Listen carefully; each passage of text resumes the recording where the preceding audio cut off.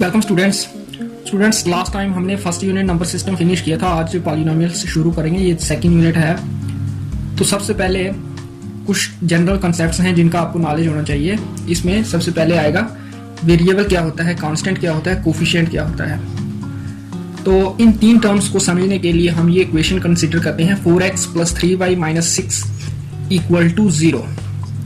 तो इस इक्वेशन में वेरिएबल्स भी हैं, कांस्टेंट्स भी हैं और कोफिशिएंट्स भी हैं। तो सबसे पहले वेरिएबल्स x और y ये वेरिएबल्स हैं, -6 और 39 कांस्टेंट्स हैं और x का कोफिशिएंट 4 है, y का कोफिशिएंट 3 है।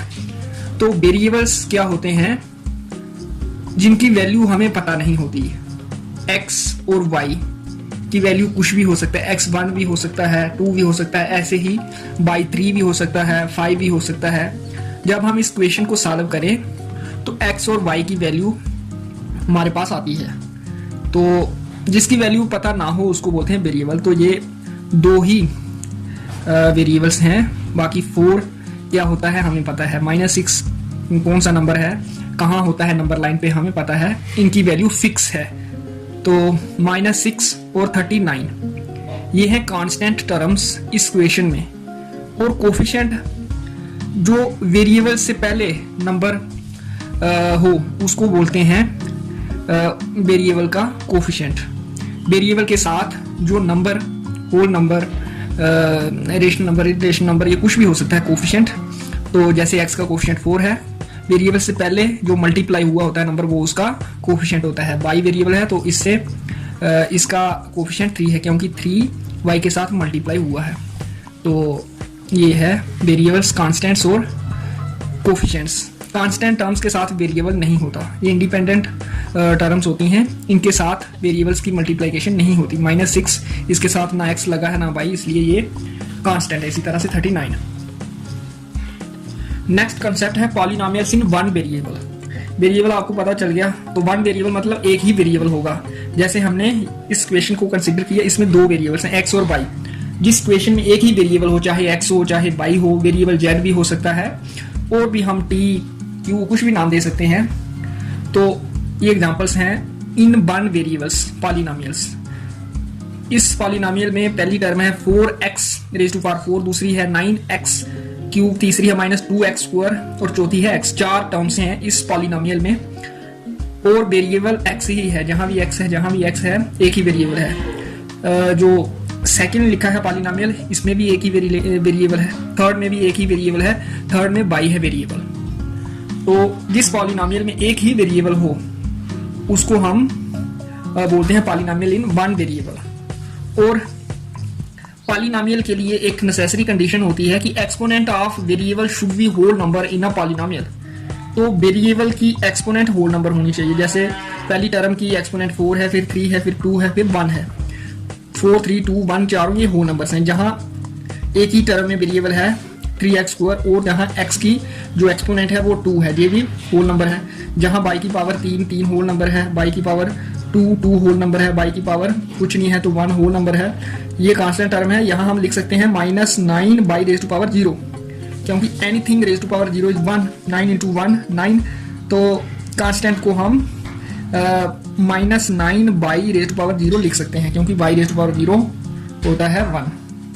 तो पावर अगर होल नंबर ना हो, नेगेटिव इंटीजर हो या कोई रेशनल नंबर आ जाए 1/2, 3/4, फिर वो पॉलिनोमियल नहीं रहता।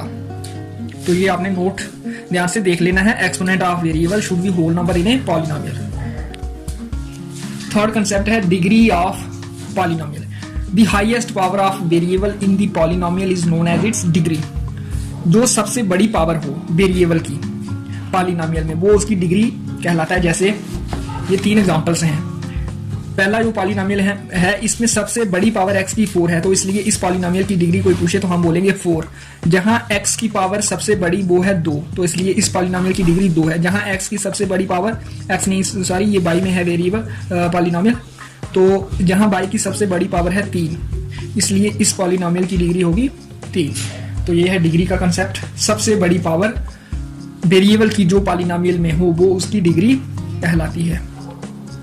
फिर स्पेशल टाइप्स ऑफ पॉलिनोमियल्स हैं। Monomial polynomials having only one term, जिस पॉलिनोमियल में एक ही टर्म हो उसको हम बोलते हैं मोनोमियल। Mono means one. जैसे 5x, ये एक ही टर्म है, 5 और x का प्रोडक्ट है, एक ही टर्म है। अगर +2 हो जाए फिर ये 2 टर्म्स हो जाती हैं। जहाँ ये कांस्टेंट पॉलिनोमियल है 5, क्योंकि जहाँ कोई भी वेरिएबल हमें नहीं दिख रहा, वेरिएबल वहाँ हम यहाँ x भी ले सकते हैं, x रेज़ टू पावर 0 करके भी 5 को हम लिख सकते हैं 5 = 5x रेज़ टू पावर 0। तो है ये टर्म एक ही। इसी तरह से 2x² ये भी एक ही टर्म है। ये तीनों मोनोमियल्स हैं। Binomial polynomials having only 2 terms, 2 ही टर्म्स। 5x - 2 दूसरी टर्म कांस्टेंट है, तो 2 टर्म्स, ये 2y² फर्स्ट टर्म और 2y सेकंड टर्म, तो ये हो गए बाइनोमियल्स। फिर trinomials polynomials having exactly 3 terms, 3 terms हों। जैसे पहली टर्म है यहाँ 4y², दूसरी है 2y और तीसरी है -4। जैसे ये सेकंड एग्जांपल है बाइनोमियल की, जहाँ कांस्टेंट टर्म कोई नहीं है, हो भी सकती है नहीं भी हो सकती है। ये जरूरी नहीं है कि कांस्टेंट टर्म भी नेसेसरी, नो।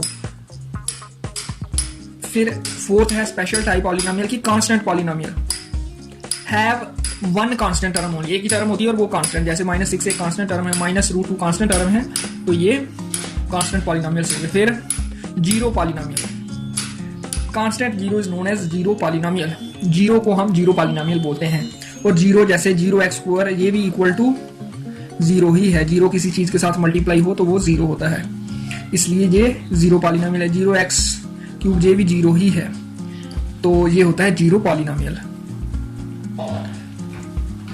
इसके साथ साथ डिग्री के बेसिस पे 3 टाइप्स होती हैं पॉलिनोमियल की। एक होता है लीनियर, एक होता है क्वाड्रेटिक पॉलिनोमियल और एक होता है क्यूबिक पॉलिनोमियल। लीनियर पॉलिनोमियल जिसकी डिग्री 1 हो उस पॉलिनोमियल को हम बोलते हैं लीनियर पॉलिनोमियल। जिसकी डिग्री 2 हो उसको बोलते हैं क्वाड्रेटिक पॉलिनोमियल, और जिसकी डिग्री 3 हो उसको बोलते हैं क्यूबिक पॉलिनोमियल। ये भी स्पेशल पॉलिनोमियल्स हैं। ये क्लासिफिकेशन है on the basis of degree of polynomial. Degree आपको पता है सबसे बड़ी पावर।